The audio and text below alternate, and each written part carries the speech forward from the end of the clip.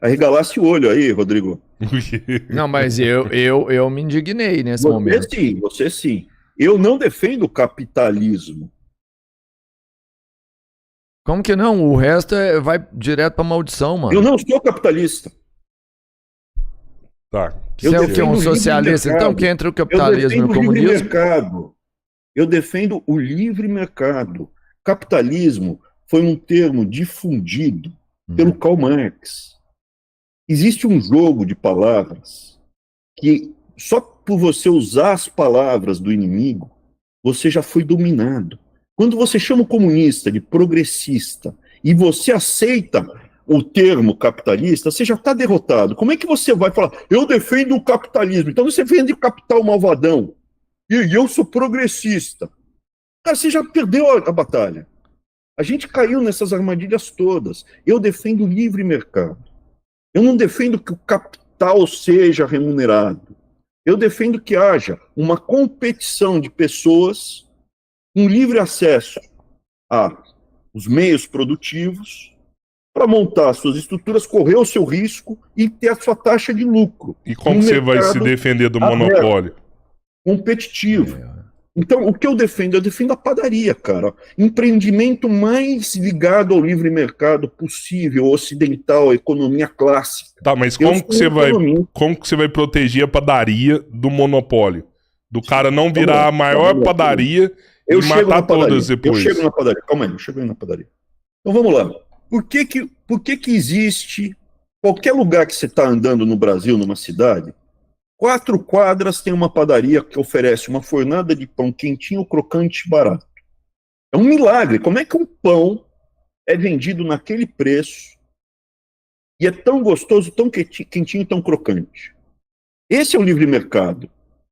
É um monte de gente lutando. Aqui no meu canal, no meu YouTube, tem a playlist, tem aulas. Eu explico isso, é de graça, não precisa pagar. Eu não quero que ninguém... Tem as aulas, eu explico como funciona o livre mercado e como o monopolista captura o excedente do consumidor. Já fala o nome do canal aí pra galera que tiver aqui lá assistir a aula. Como é que é? Já fala o nome do canal pra galera que tiver aqui lá e assistir essa aula de graça. Meu canal, Abraão Weintraub, você digita aí, Abraham Weintraub. Isso, Que é super fácil. Você digita aí, vai ter o meu canal. Você entra no meu canal, tem a playlist. E aí tem aulas de história, de economia, de conjuntura, de finanças. E eu explico com gráfico, com detalhe, tudo.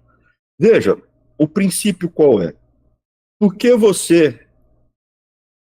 É longo, expressão longa de economia. Por que você compra, quando você está na praia, aquele calorzão, e você encontra uma barraquinha de água de coco, e a barraquinha de água de coco custa, sei lá, R$7 um coco na praia? R$6? Não sei. Por que você paga R$6 numa água de coco na praia? Você quer consumir água de coco, ele tá com vontade. Porque ela vale mais do que R$6 para você. Porque se ela custasse R$1.000, você não ia comprar água de coco, você iria... Pô, tá R$1.000 um coco na praia? Você ia parar o que você estava fazendo, você ia alugar uma caminhonete, ia dar um jeito de pegar um carrinho, encher de gelo e ia vender coco na praia. Tá. Perfeito? Ela vale aquilo que eu tô pagando. Quando você... Não, vale mais. Você só faz a troca quando você tem um ganho. Ao mesmo tempo que o cara só vai te vender o coco se ele tiver lucro. Então, no livre mercado, os dois ganham. E os dois maximizam o ganho deles. Perfeito? Certo. O capitalista, o monopolista, bem resumidamente, como não tem concorrência, ele não vai vender o coco a R$1.000, porque ninguém vai comprar um coco a R$1.000, mas ele vai vender, só eu posso vender coco aqui. Então ele vai vender a R$20, ou a R$17. Ele vai capturar uma parte das pessoas, ele vai tirar um pouco mais o couro de quem tem condição de pagar mais, e vai excluir uma parte do mercado. Você concorda que se o coco custar 7 ou custar 10, nós três aqui vamos pagar R$10 no coco? Concordo. Mas vai ter gente que não paga 10. E se for 15, eu talvez tome coco. Aí já é só você mesmo. Você entendeu a lógica? Sim, o capitalista, resumidamente, ele diminui a oferta e aumenta o preço. Tá, mas me fala uma coisa, pra gente chegar no monopólio, no oligopólio, sem o Estado não chega, porque todas essas grandes empresas elas são subsidiadas, ou elas são parceiras, ou elas estão junto com o Estado. Sozinho Existem você não algumas consegue se fazer. Sozinho chega pra caralho, velho. Quem chegou sozinho? Naturalmente. Existem algumas circunstâncias que o monopólio acontece naturalmente. Como? Que você, Como é que uma padaria compra todas as barreira outras? de entrada, quando você tem uma barreira de entrada. Porque o coco não tem barreira de entrada. Padaria, a barreira de entrada é baixa. Vou fazer pão, vou abrir 1 quilo, vou fazer pipoca. Eu vou comprar o carrinho, eu compro a milho e fazer pipoca. Agora, se você tiver uma atividade que demanda muita tecnologia, ou muito capital, ou legislação, ou atividade em si, a legislação já é o Estado dando força para um, que aí a gente sabe como é que funciona. Não, né? eu chego lá, eu chego na sacanagem. Mas existem algumas atividades que não dá, por exemplo, produzir avião. Perfeito? Não é qualquer um que produz avião. Ou uma ferrovia. Você não tem como... Se você construir 2 ferrovias uma do lado da outra, uma quebra, entendeu? É natural. O monopólio meio que tende a ser natural. Então você precisa do Estado para impedir que o cara que tem o monopólio arranque o nosso couro. Por isso tem concessão. A economia existe para que todo mundo que participa daquela sociedade fique bem. Todo mundo que quer ter uma postura positiva e contribuir tem que ficar bem. Não é para arrancar o couro. E a melhor forma de fazer isso não é planejamento central soviético. É via o livre mercado. Só que existem algumas atividades que isso é praticamente impossível. Ou facilmente estimulado. Aqui nos Estados Unidos, quem salvou os Estados Unidos de virar um inferno monopolista, oligopolista, foi o Theodore Roosevelt. Não foi o Franklin Delano, foi o Theodore Roosevelt. Ele era vice-presidente, foi eleito e mataram o presidente. E aí ele virou presidente e foi para cima do principal monopolista, cara terrível, uma pessoa muito má, que era o Rockefeller. Ele tinha um monopólio do querosene, na Standard Oil. Ele foi gradualmente colocando os outros para fora, com uma estratégia monopolística, sem a participação do Estado. Ele montou uma estratégia e foi jogando todo mundo para fora e foi conseguindo o monopólio. Aí o Roosevelt chegou, não. Divide a empresa em 5, você fica acionista delas todas, mas você só tem controle sobre uma. As outras 4, você não tem o controle, elas vão competir contigo. Então você tem como lutar contra o monopólio. Em alguns momentos, o monopólio... Enfim, isso é muita teoria econômica, mas bem sucintamente, em alguns casos, é possível você ter o monopólio, esse edge, essa vantagem, e não é totalmente ilegítimo, entendeu? Mas você precisa ter o Estado regulando. Por isso, todos os países sérios têm lei anti-trust, lei anti-concentração de mercado, lei anti-monopólio. Essa legislação não foi inventada no Brasil, é uma legislação feita no mundo inteiro. A nossa agência anti-monopólio chama-se CAD. O CAD é tão ou mais disputado pelo Centrão do que o STF. Por quê? Porque o CAD, nos últimos 30, 40 anos, tem permitido a formação de monopólios. E aí sim, não são monopólios naturais. Por exemplo, o monopólio da carne é natural? Não. O monopólio da cerveja é natural? Não. O monopólio dos bancos é natural? Não. Então vamos começar. Como é que esses monopólios foram feitos? Com um empréstimo do BNDES e um monte de incentivos tributários dos governos. E aí, esses monopólios arrancam o nosso couro. Você pega, por exemplo, o monopólio da carne. Você tem 2 empresas hoje no Brasil. Está nos jornais que o CAD vai autorizar, está no jornal de hoje, o CAD vai autorizar a fusão da Marfrig com a BR Foods. O que é a BR Foods? É Sadia, Perdigão, Seara, juntou tudo. Hoje no Brasil você tem uma empresa que é a BR Foods Marfrig e a outra que é a JBS. Essas 2, do ovo, frango, porco e boi, dominam o país. E peixe, esqueci do peixe, dominam o país. Mas é só... E veja, nos Estados Unidos, frigorífico para atender o Brasil não vai ser, não serão 100 ou 200, precisa ter algum controle sanitário e tal. Mas, por exemplo, Estados Unidos eu acho que são 7. Pô, mas os Estados Unidos é muito maior que o Brasil, não é? Em tese tem que ter mais. Não. Em rebanho bovino, o Brasil tem 240 milhões de cabeças e os Estados Unidos tem 70. Então é um absurdo. O monopólio da carne no Brasil é um absurdo, é um crime. Mas, e a cerveja? A cerveja, o Jorge Paulo Lemann tem 70% do mercado. E banco? O banco, você tem 3 bancos no Brasil. Você tem, para o mais simplesão, o Bradesco, depois você tem o Santander e depois o Itaú. Eles não competem entre si. Eles têm um acordo de cavalheiros ali. E na área de negócio tem o Pactual. E, vamos lá. Sentar com o governo para negociar as coisas. Chocolate é uma empresa. Eu vou setor por setor, papel e celulose, setor por setor. Mas os Estados Unidos também tá cheio de monopólio, né? O Estado não consegue evitar. Quando você tá no capitalismo, você não consegue evitar esses monopólios. Eu acredito nem no livre mercado também você vai conseguir. Então, vamos lá. Se pegar nos Estados Unidos, você tem aí as Big Techs, é um termo, as Big Pharmas. Numa economia aberta, você tem que partir, ou qualquer sociedade, você tem que partir do pressuposto que as pessoas não são anjos.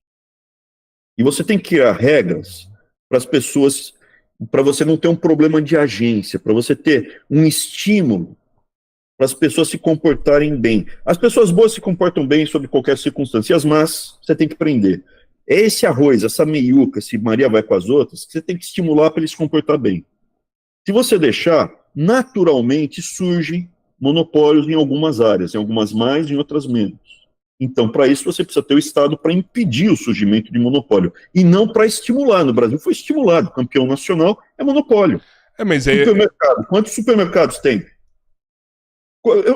Eu vou te... Farmácia, eu te dou. Tudo é monopólio. Mas é isso que eu tô falando. Nos Estados Unidos também, onde tem lei antitrust, que os Estados Unidos está intervindo o tempo todo, ele também não consegue evitar.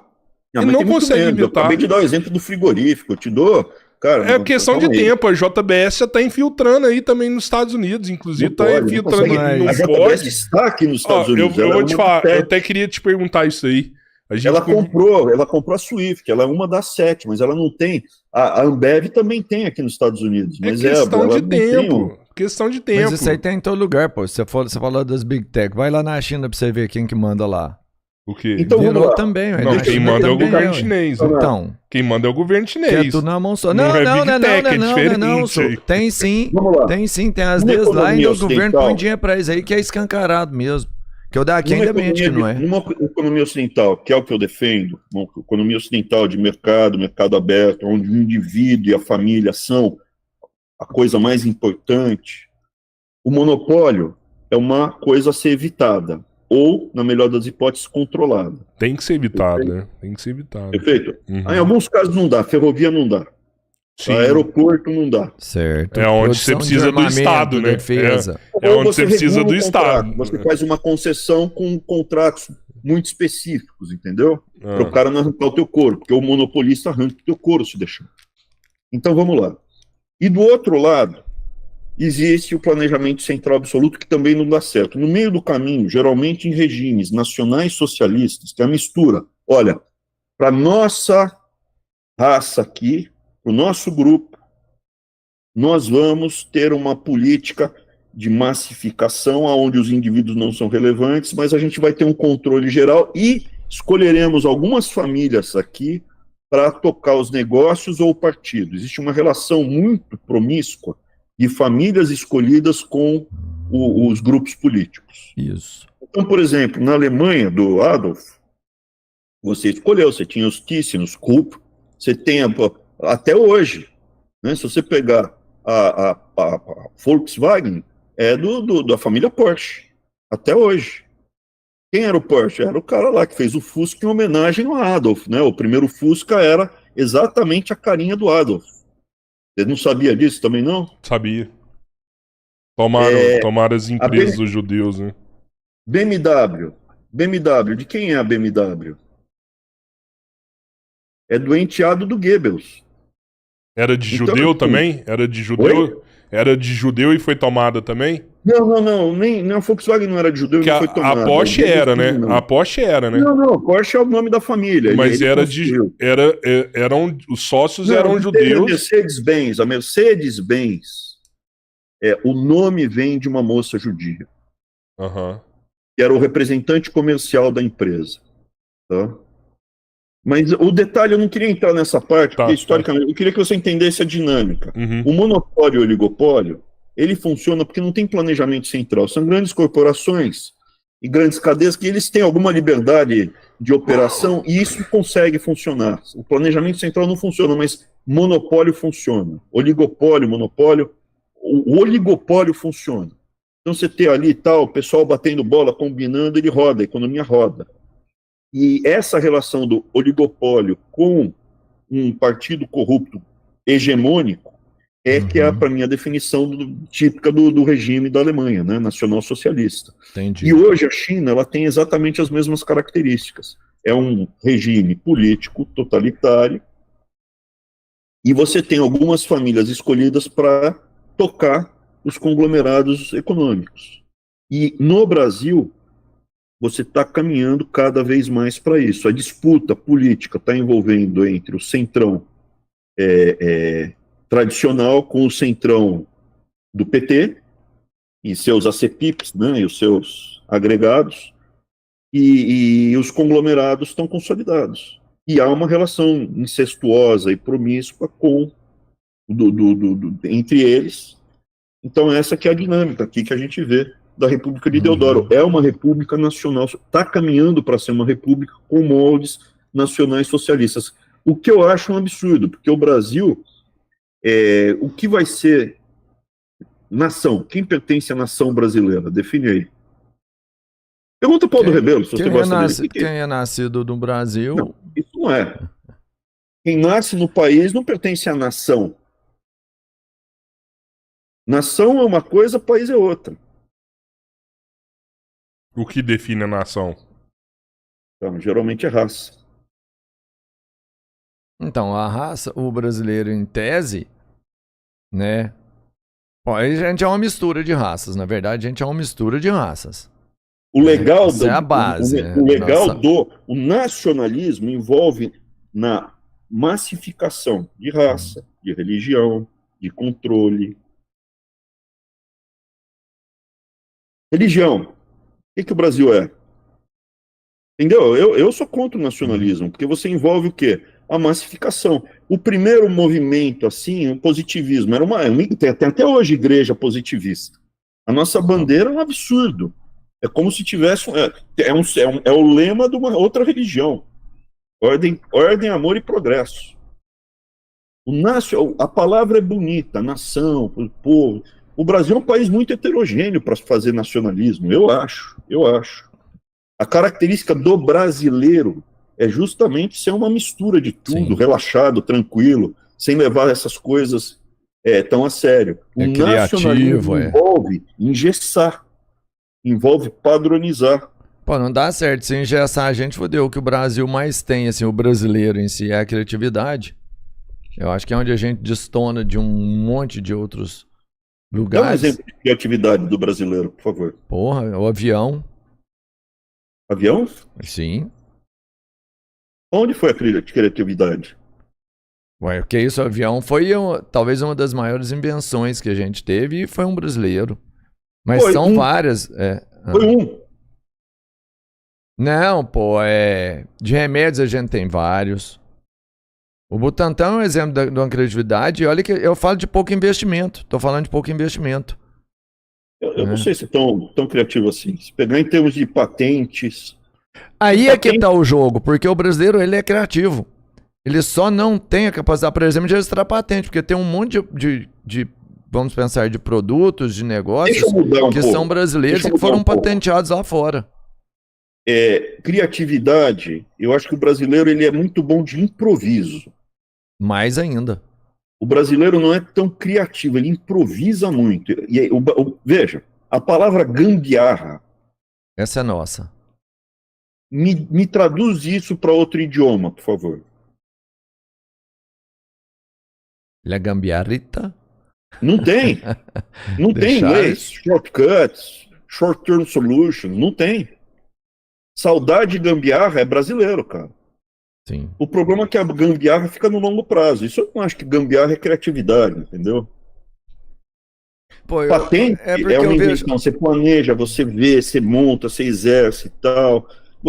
Quando você cherry pick, quando você dá o exemplo, um por um, a prova, veja. Pô, o álcool. O carro a álcool pode ser um exemplo. De um projeto, é. Foi.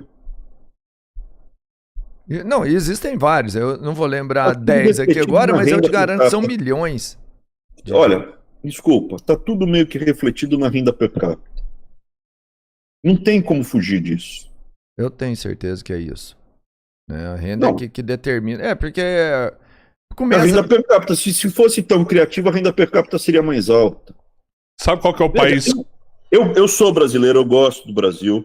Eu acho que o problema do Brasil é corrupção, ponto. Se a gente mudar a estrutura, a nossa renda per capita vai para $20 mil. Agora, eu não vou mentir para você.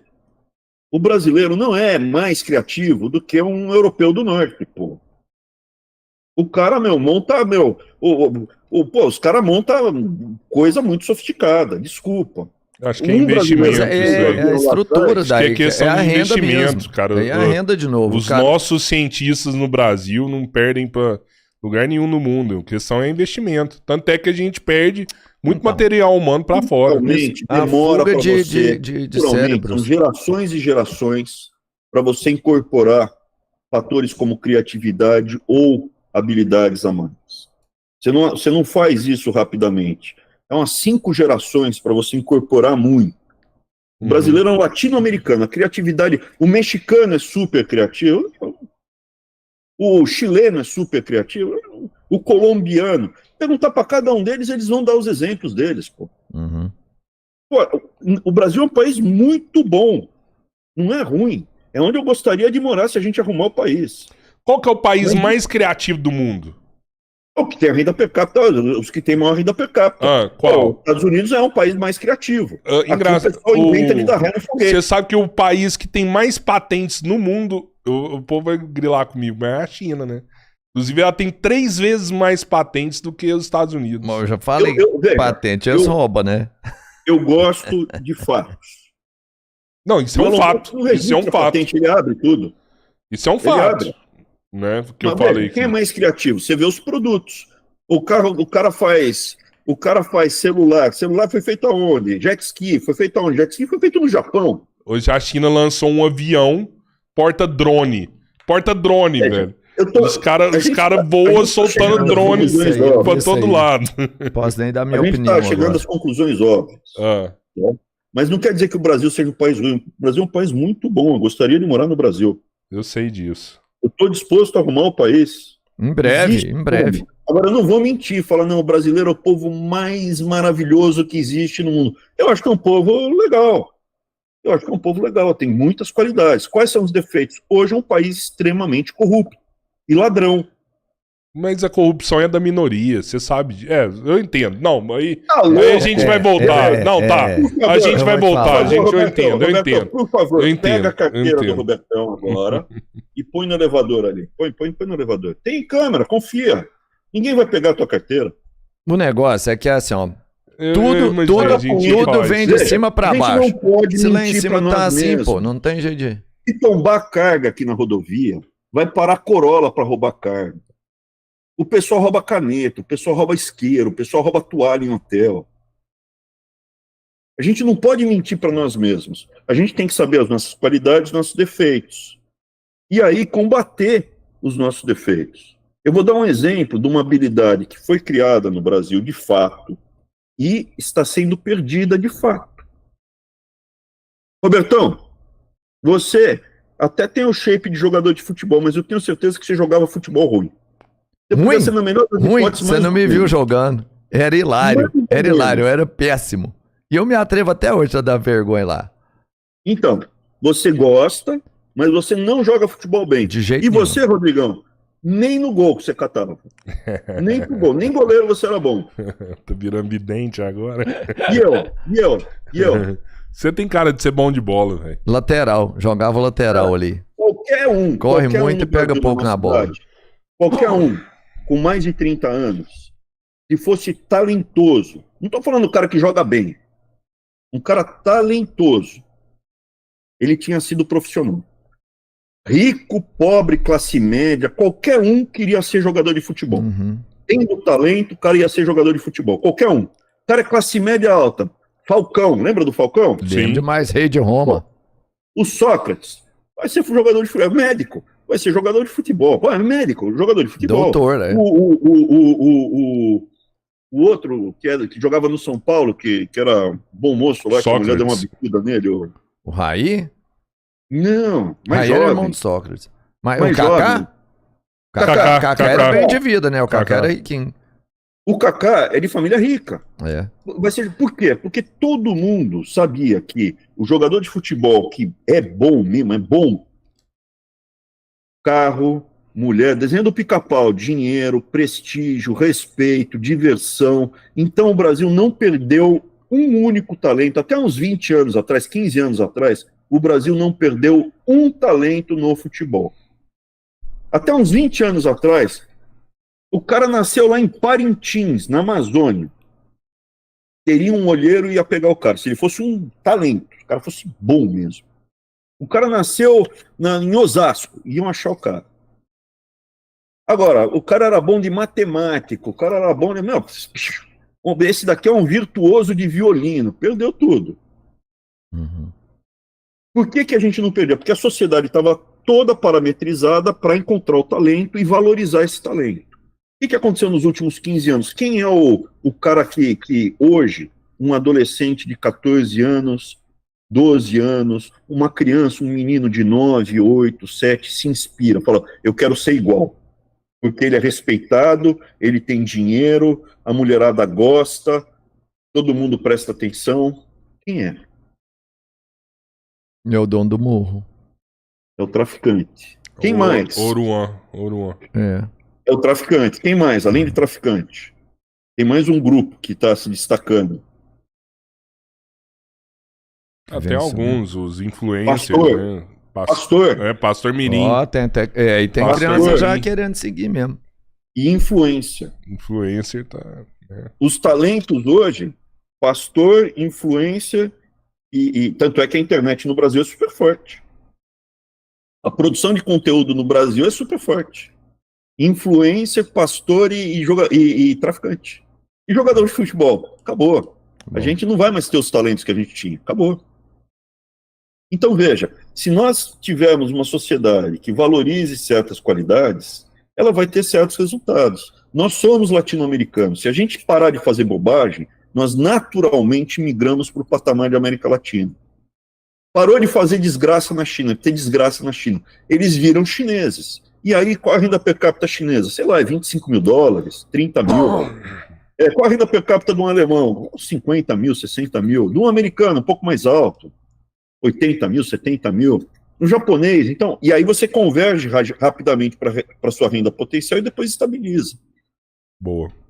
Eu acredito que o Brasil tem condição de sair dessa situação horrorosa.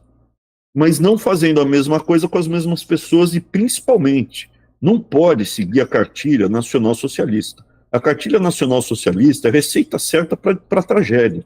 Me dá um país que está bem nacional-socialista. A China está bem. Taiwan está melhor. Singapura está melhor. Coreia do Sul está melhor. Japão está melhor. Japão é outra cultura, não é a mesma. Mas eu tenho muito medo da gente chegar nesse momento sabendo quem a gente é, entendeu? Porque se você endurece o Estado, você dá força pro Estado aqui, com o Estado que a gente tem, mano, é o que você falou, aí é o pior de todos os cenários que eu posso imaginar. Exato, esse que é o princípio. Eu só quero ser amigo do rei nessa hora, porque o rei vai mandar em tudo mesmo. Esse que é o princípio.